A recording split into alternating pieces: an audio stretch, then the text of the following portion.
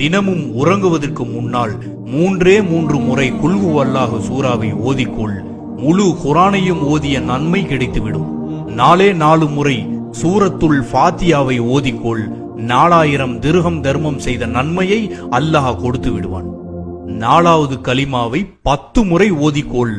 லா இலாஹ இல்லல்லாஹு வஹதஹு லா ஷரீக லஹு லஹுல் முல்கு வலஹுல் ஹம்து யூஹி வைமீது பியதில் ഖൈർ வஹுவ அலா குல்லி ஷைஇன் கதீர் என்ற கலிமாவை 10 முறை ஓதிக்கொள். ஓதினால் காபத்துல்லாஹ்வை தவாப் செய்த நன்மை கிடைக்கும். யாருக்கு ஹஜ் நசீப் இல்லையோ 4வது கலிமாவை ஓதிக்கொண்டே வந்தால் அனஸ் ரலியல்லாஹு தஆலா அறிவிக்கிறார்கள், அல்லாஹ் அவரை ஹாஜி ஆக்காமல் மௌத்தாக்குவதில்லை. 4வது கலிமாவின் ஆற்றலான நிலை 10 முறை ஓதாமல் உறங்க வேண்டாம் என்று கூறினார்கள். அடுத்து உறங்குவதற்கு முன்னால் லா ஹவுல வலா குவத்த இல்லா பில்லாஹ் என்பதை ஓதிக்கொள். அதை 10 முறை நீ ஓதினால் சொர்க்கத்தில் உனக்கான இடம் பாதுகாக்கப்படும் என்று கூறினார்கள். மந்திர சொற்களில் சிறந்த மந்திர சொல் லா ஹவுல வலா குவத்த இல்லா பில்லாஹ். இதை பற்றி மேலும் பெருமானார் அவர்கள் கூறினார்கள், இது கஞ்சுல் அர்சுக்கு கீழே கொடுக்கப்பட்ட வார்த்தை, எழுதப்பட்ட வார்த்தை. இதில் 99 நோய்களுக்கு நிவாரணம் இருக்கிறது. அதில் குறைந்தது கவலை என்று பெருமானார் அவர்கள் கூறினார்கள். அஹ்விபி மாலிகுல் அஜ்ஹர் அலி அல்லாஹு தஆலா வருகிறார்கள், என் பையனை காணவில்லை நாயகமே, என் பையனை காணவில்லை, அதற்கு என்ன செய்வது நாயகமே? அதற்கு பெருமானார் அவர்கள் சொன்னார்கள், லா ஹவுல வலா குவத்த ஓதிக்கொள் என்று. அவர் நேராக தன் மனைவியிடம் சென்று சொன்னாரு. பெருமானார் கிட்ட சென்று கேட்டேன், அவர்கள் லா ஹவுல வலா குவத்த ஓதிக்க சொல்லியிருக்காங்க. வீட்டுல 2 பேரும் சேர்ந்து ஓதிக்கிட்டே இருக்காங்க, லா ஹவுல வலா குவத்த இல்லா பில்லாஹ். ஒரு சில தினங்கள் தான் ஆகிறது. இரவு நேரத்தில் திடீர் என்று கதவு தட்டப்படுகிறது. யார் என்று திறந்து பார்த்தால் தன் மகன் மாலிக் கதவை தட்டி 4000 ஆடுகளோடு வந்து நிற்கிறார். போன மகன் 4000 ஆடுகளோடு வந்து நிற்கிறார். நேரா பெருமானார் ஸல்லல்லாஹு அலைஹி வஸல்லம் அவர்களிடம் இரவோடு இரவாக கூட்டிக் கொண்டு போய் நிறுத்துகிறார். போன மகன் கிடைச்சிட்டாரு. அதுக்கு பெருமானார் அவர்கள் காரணம் கேட்கிறார். மகன் காரணம் சொல்கிறார். மாலிக் அழகாக காரணம் சொன்னார்.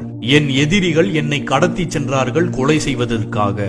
அர்சுல் குரும் சங்கை கூறிய மாதமாக இருந்த காரணத்தினால் கொலை செய்ய முடியாமல் ஆடு மேய்ப்பதற்காக என்னை போட்டிருந்தார்கள். என்னை பாதுகாக்க ஒருவனை வைத்திருந்தார்கள். அவன் குடித்து விட்டு உறங்கினான். அதை பயன்படுத்தி கொண்டு நான் ஓடி வந்தேன்.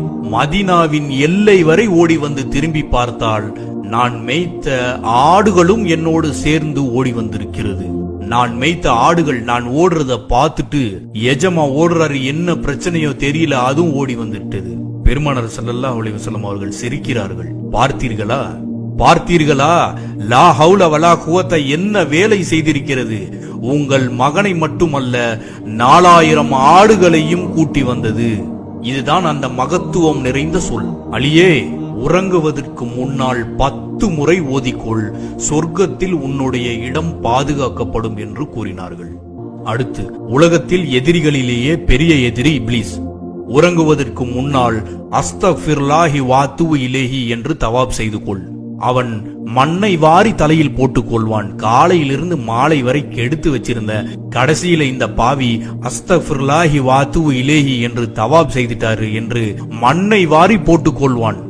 ஆகவே உறங்குவதற்கு முன்னால் இந்த 5ஐயும் செய்யாமல் உறங்காதே என்று கூறினார்கள்.